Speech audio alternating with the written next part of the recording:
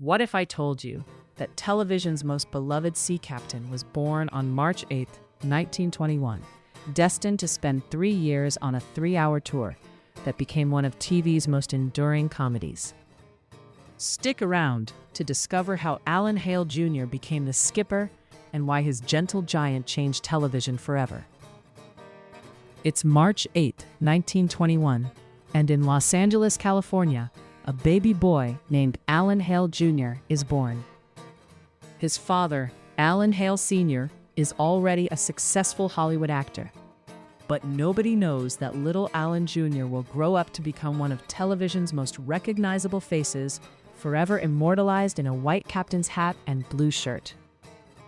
Growing up in Hollywood's golden age, young Alan Jr. has acting in his blood. His father appears in classic films like The Adventures of Robin Hood with Errol Flynn. It's natural that Alan Jr. would follow in those footsteps. He started acting as a child, appearing in films throughout the 1930s and 40s. But here's the thing about Alan Hale Jr. He's not trying to be a leading man. At over 6 feet tall and burly, with a booming voice and infectious laugh, he's built like a bear and warm like sunshine. He's character actor material, and he knows it. More importantly, he embraces it. Throughout the 1950s, he worked steadily in movies and television, westerns mostly.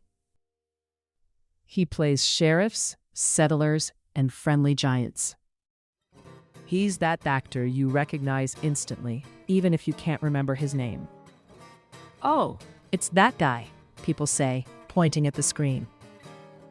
Then, in 1963, everything changed.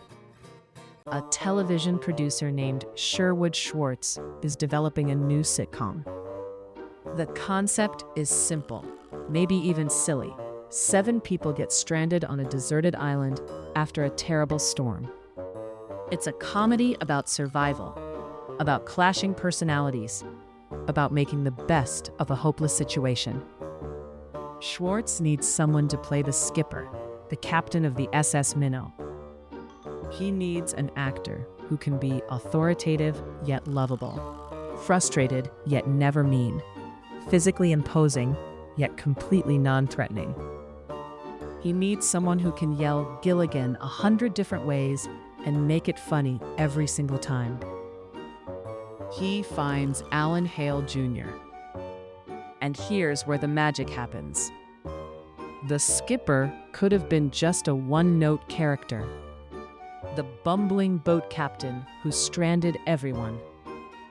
The angry boss is constantly yelling at his first mate. But Alan Hale Jr. makes him something more. The skipper is gentle. When he loses his temper at Gilligan, you can see he regrets it immediately. He's protective of everyone on the island, especially Gilligan, whom he treats like a son. He's brave without being macho. He's in charge without being tyrannical. He's a teddy bear in a captain's uniform. And that laugh, that wonderful, booming, genuine laugh that seems to come from somewhere deep in his soul. When the skipper laughs, you can't help but smile. Gilligan's Island ran for 3 seasons, from 1964 to 1967, only 98 episodes. In the grand scheme of television, that's nothing. But something magical happens. The show goes into syndication, and suddenly it's everywhere. Kids come home from school and watch it. College students watch it late at night. It becomes a cultural phenomenon. And Alan Hale Jr., he could have been bitter about being typecast. Could have resented being forever known as the skipper. Could have tried to distance himself from the role. Instead, he embraces it completely. He opens a restaurant called Alan Hale's Lobster Barrel in Los Angeles, and he works there himself, greeting customers in his skipper hat.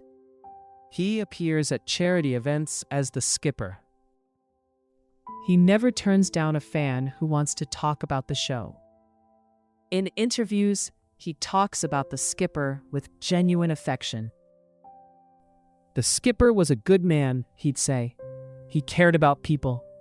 That's not a bad legacy." Here's what makes Alan Hale Jr. special. He understood something that not every actor grasps. Being loved by millions of people for making them laugh and feel good isn't a curse, it's a gift. He continues acting after Gilligan's Island ends, appearing in dozens of TV shows and movies. But he's always the skipper to everyone who sees him, and that's okay. When he passed away in 1990, the tributes poured in. Not just from Hollywood insiders, but from regular people whose childhoods were brightened by a kind sea captain and his bumbling first mate on a silly show about a desert island. Bob Denver, who played Gilligan, said it best. Alan was exactly like the skipper in real life. Big, booming voice, big heart, always laughing, always kind. Alan Hale Jr.'s story reminds us that success isn't always about being the star. Sometimes it's about being so good at bringing joy to others that people remember you forever. The skipper wasn't the hero of Gilligan's Island. He wasn't even the title character. But he was the heart. And isn't that worth thinking about? In your own life, in your own family, maybe you're not the loudest voice or the biggest personality. Maybe you're the one who holds things together, the one who forgives quickly, the one who laughs easily and loves generously. That's a legacy worth preserving. What stories from your life show your heart? The times you forgave someone when you could have stayed angry. The moments you chose kindness over being right. The way you made people feel safe and loved, even in difficult times. These stories matter. Your grandchildren will want to know not just what you did, but who you were. Were you the skipper in your family? The one who kept everyone together, who forgave the mistakes, who laughed through the storms? Write it down.